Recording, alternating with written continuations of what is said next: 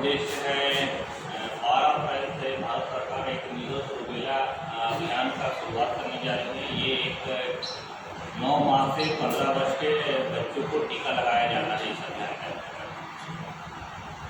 तो वैक्सीन तो सबसे पहले जानते हैं वैक्सीन क्यों लगाया जाता है। वैक्सीन उस बीमारी से लड़ने के लिए लगाया जाता है जिसका फैलाव बहुत तेज हो, यानी कि एक बहुत सारे बच्चों को या पॉपुलेशन को एक साथ अफेक्ट करे या जिसका दुष्प्रभाव बहुत ज़्यादा हो, उसी बीमारी के लिए लड़ने के लिए हम लोग वैक्सीन बनाते हैं।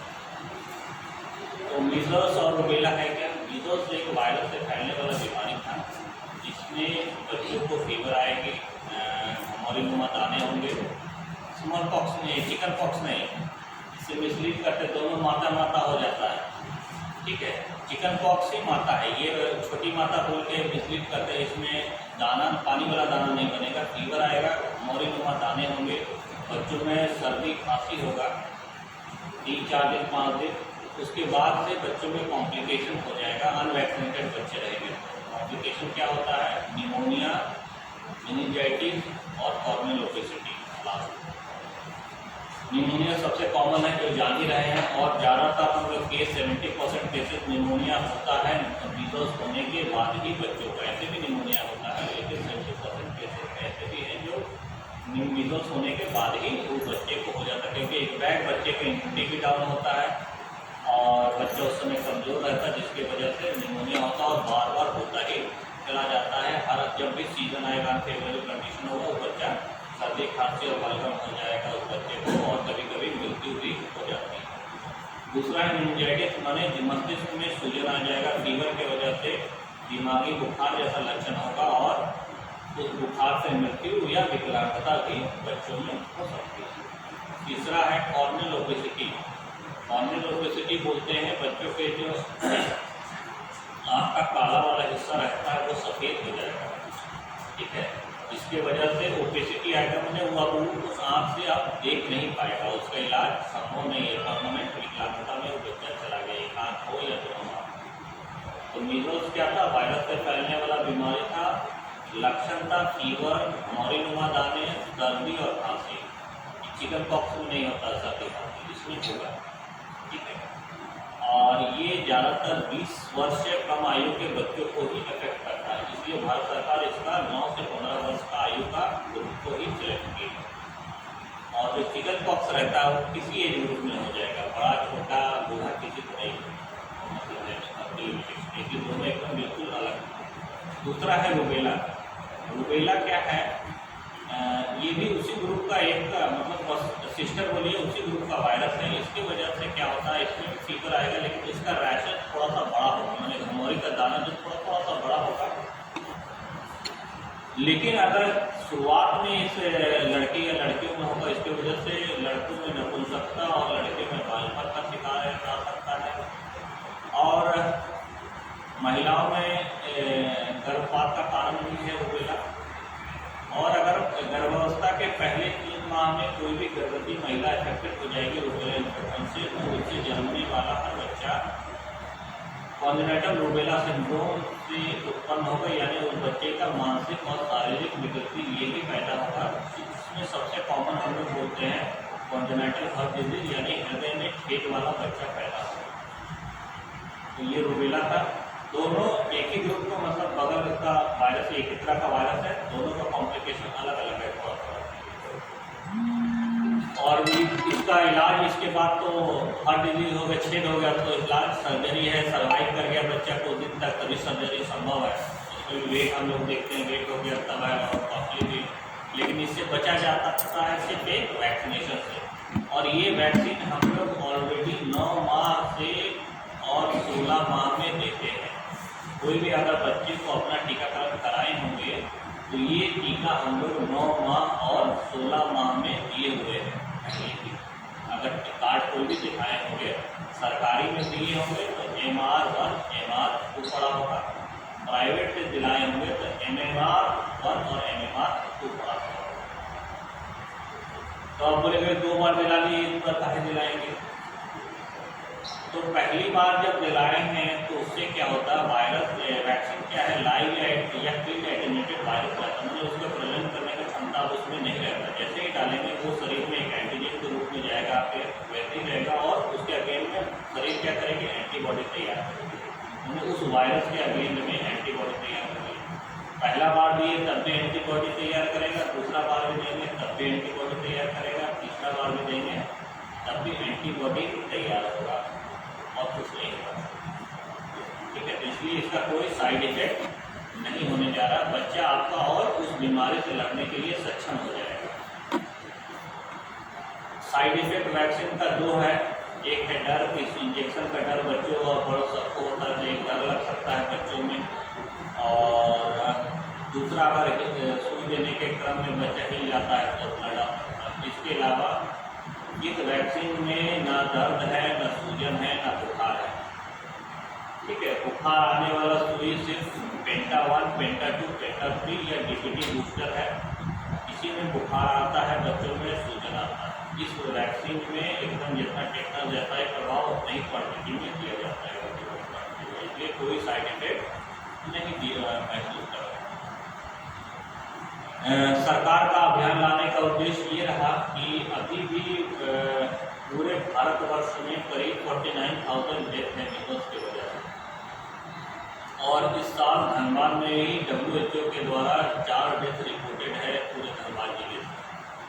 अनरिपोर्टेड भी होंगे बहुत सारा, हमें उसमें हम लोग ब्लड कन्फर्म केसेस थे मीजल्स के, उनका डेथ हुआ है। भले ही बागबारा में ना हुआ हो, धनबाद सदर में हुआ है और पूरे एरिया में 2 डेथ रिपोर्टेड मीजल्स की वजह से। हमारे यहाँ आउटब्रेक है, मैंने बहुत सारे बच्चे अभी भी मीजल्स जैसे लक्षण से उत्पन्न है और वो ब्लड कन्फर्म भी है, उन्होंने वायरोलॉजी टेस्ट करके हम WHO की टीम आती है उस एरिया में जहाँ इस तरह का एक्सपेक्टेड होता है, वहाँ का बच्चों का ब्लड सैंपल लेके कन्फर्म करती है कि मीजल्स है कि नहीं, और ये कन्फर्म केसेज यानी कि उसका आउटब्रेक जब 2 से ज़्यादा बच्चे किसी एरिया में इस तरह के लक्षण से प्रभावित होता है तो टीम जाती है, बच्चों का ब्लड सैंपल लिया जाता है, उसको लैब भेजा जाता है, उसके बाद कन्फर्म होता है कि मीजल्स है कि नहीं। तो इसका आउटब्रेक हमारे ब्लॉक में गोविंदाडी, कतरास के गद्दी मोहल्ला, पंजाबी मोहल्ला और रिसेंटली अभी 1 महीना से आपके बगल कुचली, कालीपुर और बुराइडी का जो सटा हुआ एरिया में वहाँ,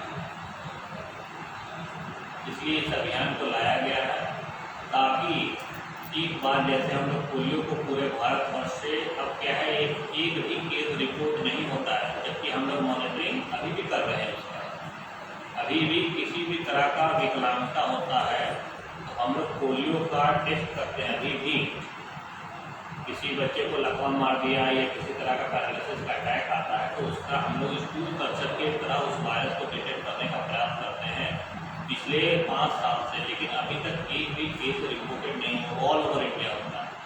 तो भारत सरकार यही चाह रही है इस बार कि अगर हम लोग पूरे पॉपुलेशन को 9 माह से 15 वर्ष के सभी बच्चों को एक बार वैक्सीनेट कर देते हैं तो ये मीजल्स वाला वायरस हमारे देश से हट जाएगा और कभी भी कोई भी बच्चा उसके वजह से मौत या विकलांगता को शिकार नहीं होगा। ठीक है, अब कोई सवाल? कॉन्ट्राइंडिकेशन रहेगा कि अगर आपके बच्चों को उस दिन अगर फीवर रहे तो सुई नहीं लेना है। ठीक है, कोई बहुत ज़्यादा बीमार है तब तो नहीं लीजिएगा, लेकिन ये अभियान पूरा 1 माह चलेगा। ठीक है, आप मान लीजिए ठीक है आज विद्यालय फीवर था, बच्चे को नहीं लाए तो पूरी आपका जिम्मेदारी हो जाएगी कि पूरे ब्लॉक में ये अभियान चलेगा और एक मेरा फिक्स साइट रहेगा बागबारा स्वास्थ्य, उसमें पूरा 1 महीना पड़ेगा। तो आप वहाँ भी जाके दिला लीजिएगा, वहाँ एक कार्ड भी बना होता है, यहाँ भी मिलेगा कार्ड, और कहीं भी जाइएगा पूरे नियरेस्ट कोई स्कूल में पढ़ रहा है, नियरेस्ट कोई आंगनबाड़ी में पढ़ रहा है, वहाँ भी दिला लीजिएगा, कोई दिक्कत नहीं, कोई नहीं रोकेगा। ये भारत सरकार का अभियान है, कोई भी स्कूल, किसी भी आंगनबाड़ी में जाके, इवन दूसरे ब्लॉक में भी जाके आप दिला लीजिएगा, कहीं कोई आपको रोकेगा नहीं। लेकिन बस यही है कि लगवाना है ताकि अगर जब तक हम लोग 95% पॉपुलेशन को वैक्सीनेट नहीं कर पाएंगे तब तक ही बीमारी इरेडिकेट नहीं हो पाएगा हमारे ब्लॉक से या देश से या राज्य से। तो जो आए हैं कोई समझ नहीं आता, जागरूक है, जो नहीं आए हैं वो सही पहले भी नहीं दिलाए होंगे इसलिए भी उनको इंटरेस्ट नहीं है। तो जो नहीं आए हैं उनसे भी अनुरोध रहेगा आपका कि उसको जानकारी दे और उसको भेजिए और लगवाएँ तो बच्चे को। क्या है कि कभी भी देखिए क्या हो रहेगा ना कि आप जैसे वायरस को बॉडी चाहिए ना, एक बच्चा जो अनवैक्सीनेटेड है उसमें स्टे कर गया, जैसे फेवरेबल इन्वायरमेंट को मिलेगा और फिर से क्लियर अप कर जाएगा, बढ़ जाएगा। और वैक्सीनेटेड बच्चों को भी इफेक्ट करेगा, ऐसा नहीं, भले ही उसमें 1 दिन 2 दिन के लिए फीवर आ जाएगा, रैश होकर चला जाएगा, उसको ज़्यादा इफेक्ट नहीं होगा, लेकिन खुद हो जाएगा। और क्या हो जाएगा कभी कभी कि जो नए बच्चे आ रहे हैं, मान लीजिए 9 महीना से पहले ही उससे अफेक्टेड हो सकता है ना, इसका टीका हम लोग 9 महीने से पहले नहीं दे सकते।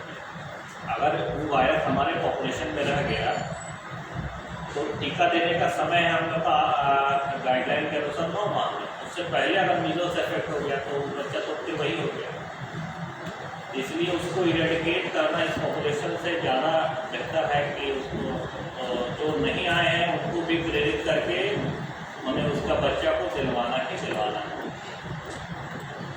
और किसी तरह का सवाल है तो पूछ सकते हैं। तो फीवर खत्म होने का कितने दिन के बाद दिया जाए? कल, आज खत्म हुआ, कल लगा लीजिए। सर अगर बच्चे को एलर्जी है तो? कैसा एलर्जी? Skin allergy. कोई दिक्कत नहीं। कोई एलर्जी मतलब उस वैक्सीन से एलर्जी। जैसे मान लीजिए किसी बच्चे को, जैसे हम ही देते हैं, लैट्रिन का कोई दवा खाया है या सल्फर कंटेनिंग कोई दवा रहता है तो उससे रिएक्शन होता है तो उसको हम लोग अवॉइड करते हैं।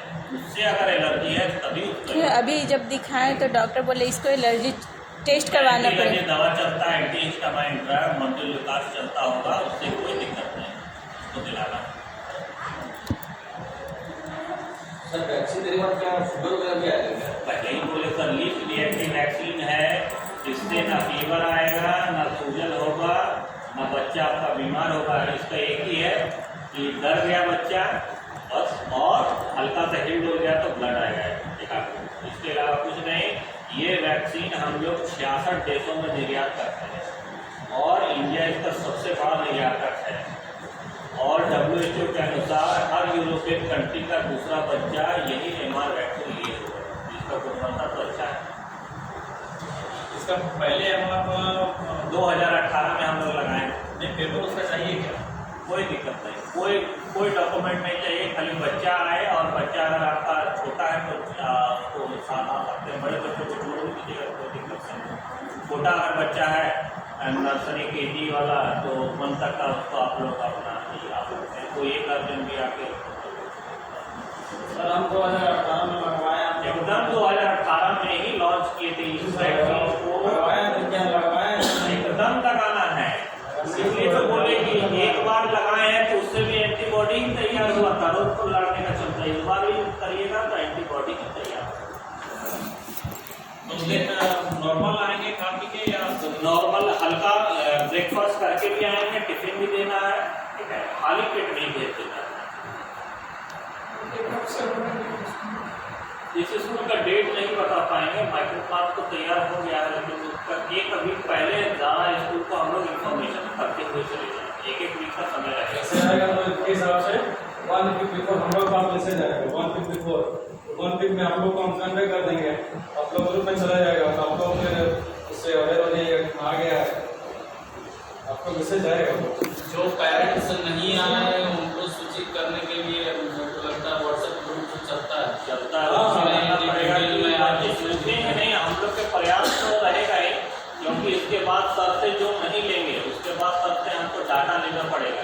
एक फॉर्मेट फिर है 9A करके आएगा, उस पर में सर को बच्चे का नाम, पिता का नाम, मोबाइल नंबर, एड्रेस के साथ हमको फिर देना पड़ेगा, ताकि उससे हम कांटेक्ट करें। छूटेगा नहीं, छूटेगा ठीक है, छूटेगा नहीं। ऐसे नहीं तो वैसे तो लेना तो पड़ेगा, क्योंकि इतना अभियान चला रहा सरकार, खर्च कर रही है समाज के लिए ही। डोर टू डोर में जाना पड़ेगा, जैसे पोलियो में जाते हैं उससे लोग। काम बढ़ जाता है, आदमी का काम बढ़ेगा। उसमें जो काम मान लीजिए 1 महीने में कंप्लीट होना चाहिए वो 2 महीना लग जाएगा हमको, लेकिन उसको लंबी करने का कोई जरूरत नहीं। KG क्लास से 10 तक का, 12 तक का, 10 तक का तो समाज के लिए है भाई। कोई अगर बच्चा मान लीजिए ओबेसिटी पे अंधा हो गया तो समाज के लिए बोझ हो गया, गार्जियन के लिए भी हो गया।